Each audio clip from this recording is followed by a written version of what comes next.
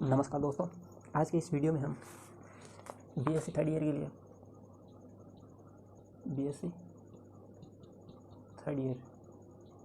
के लिए complex analysis के जो क्वेश्चन है उनको सॉल्व करेंगे। और ये क्वेश्चन राजस्थान यूनिवर्सिटी में भी पूछा जा चुका है 2011 में। तो चलिए शुरू करते हैं आज की इस वीडियो लेक्चर को। तो देखिए क्वेश्चन क्या है। क्वेश्चन में दे रखा है हमें, सिद्ध कीजिए कि फलन, हमें कोई फलन दे रखा है एफ एक्स,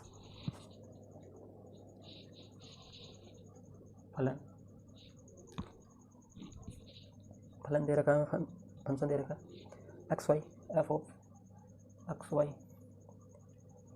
ये दे रखा है यू, दे रखा है U X Y equals to X cube minus 3x Y square. हमें सिद्ध करना है ये फंक्शन एक प्रंसवादी है, एक हार्मोनिक फंक्शन है, और आगे है कि तथा इसका संयोग भी ज्ञात, और इसका संयोग भी ज्ञात कीजिए। तो इसका हमें कॉन्जुगेट भी ज्ञात करना है। तो आपको क्वेश्चन समझ में आएगा क्या है। हमें यू दिया हुआ है और पूछ रहा है कि इसका आप जो प्रंसवादी फलन है वो सिद्ध कीजिए कि यह है, उसके बाद इसका कॉन्जुगेट ज्ञात कीजिए। तो जो प्रंसवादी फलन होता है, हार्मोनिक फंक्शन क्या होता है, देखिए हार्मोनिक फंक्शन, प्रंसवादी फलन। देखिए क्या होता है प्रंसवादी फलन। एक ऐसा फलन, मान लीजिए एक फलन है हमारे पास यू एक्स वाई, और प्रांत कोई डी है। यू जो फलन यू एक्स वाई है, यू एक्स वाई प्रांत डी में हमारे पास जो डोमेन डी है, डोमेन डी में प्रंसवादी कहलाता है यदि ये जो हमारी कंडीशन, इसकी जो कंडीशन है वो उनको सेटिस्फाई करे। यदि जो हमारा फलन है इसके प्रथम कोटि, एक तो ये है, तथा जो फलन है एक तो स्वयं तथा इसके प्रथम दो कोटि के तो आंशिक अवकलज है, आंशिक अवकलज डोमेन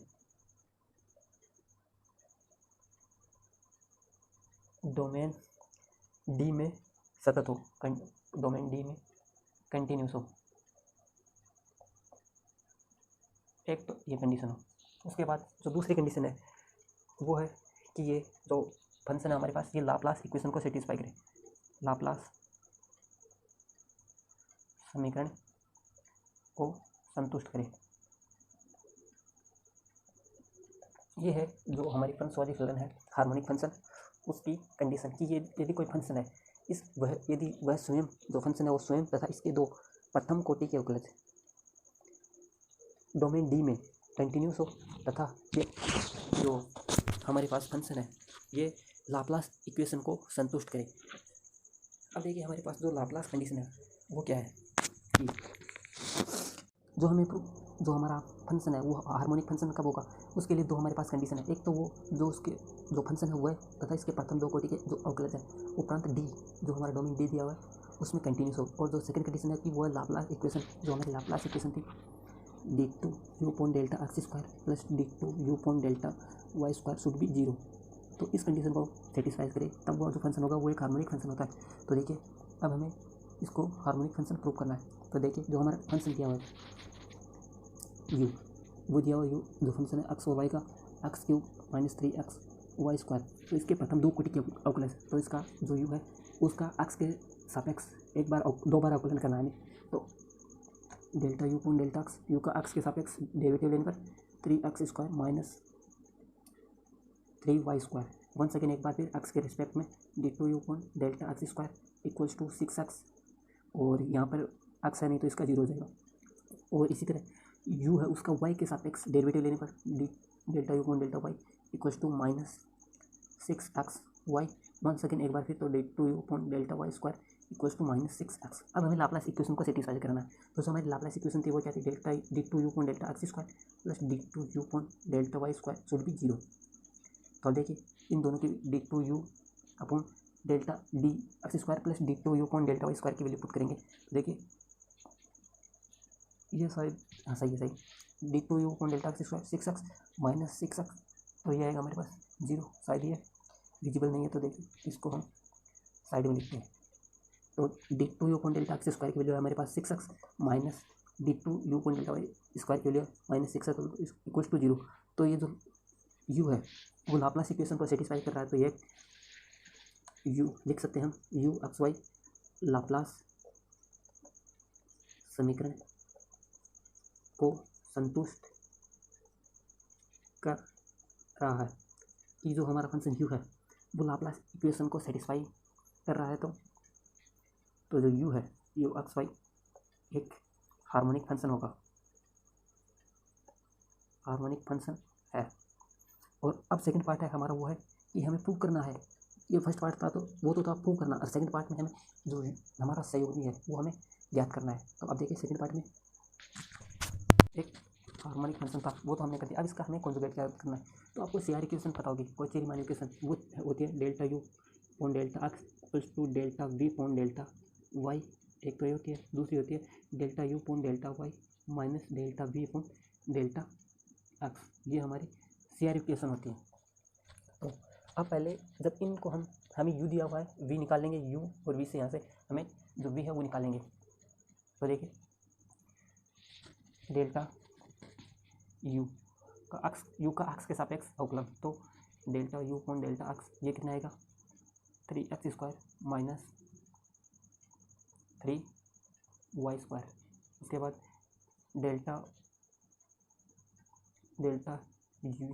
u का y के रिस्पेक्ट में, तो delta u upon delta y equals to minus 6xy ये आ गया। अब इसी तरह डेल्टा v का ये आ गया हमारे पास। अब ये होता है इक्वल CR इक्वेशन से delta u upon delta x वो होता है delta v upon delta y के इक्वल, तो delta v upon delta y, और ये होता है minus delta v upon delta x के। अब देखिए यहाँ से किस तरह हम इसको आगे सोल्व करेंगे।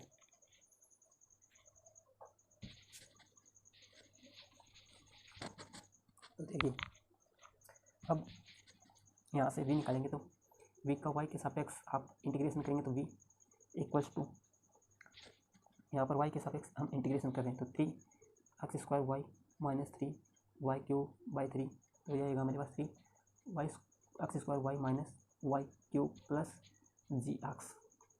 या कॉन्स्टेंट एक ये आ गया। अब जो हमारी सेकंड इक्वेशन है इसका भी हमें x के सापेक्ष इंटीग्रेशन करना है। तो यहाँ से माइनस माइनस कैंसिल आउट, तो आएगा v equals to 6x square by 2y। तो ये आएगा हमारे पास 3x square y plus gy। अब देखिए आगे किस तरह हम इनको सॉल्व करेंगे। तो अब ये दोनों इक्वल है, ये हमारी क्वेश्चन नंबर 3 मान लीजिए, ये 4th। तो v और ये दोनों 3rd और 4th इक्वल है, तो अब दोनों को इक्वल कर दीजिए। तो जब हम इक्वल करेंगे तो 3x square y minus Y cube plus gx equals to 3x square y plus gy। ये दोनों इक्वेशन इक्वल कब होगी। अब ये देखिए, तो gx की वैल्यू हम जब gx इक्वल टू 0 पुट कर दें और gy equals to minus Y cube put कर दें इस इक्वेशन में, तो हमारी ये जो इक्वेशन है वो इक्वल हो जाएंगी। तो पुट कीजिए gx और gy की वैल्यू, तो 3x square y minus Y cube plus gx की value 0 equals to 3x square y plus gy की वैल्यू माइनस वाई क्यूब। तो v की वैल्यू है वो आएगी हमारे पास v इक्वल्स टू जो कॉन्जुगेट होगा वो आएगा हमारे पास 3x square y minus Y cube. ये आएगा हमारे पास जो vx संयोग में होगा वो ये आ जाएगा। हमें u दिया हुआ था, हमने v फाइंड कर लिया। ये था जो क्वेश्चन था उसमें सेकंड पार्ट। फर्स्ट पार्ट था आपको जो फंक्शन है वो हार्मोनिक फंक्शन प्रूव करना, और सेकंड पार्ट में था कि आप इसको जो इसका संयुग्मी है वो ज्ञात कीजिए। u दिया हुआ था और v हमने ज्ञात कर लिया। तो ये है v। और वीडियो को यहाँ तक देखने के लिए आपका धन्यवाद।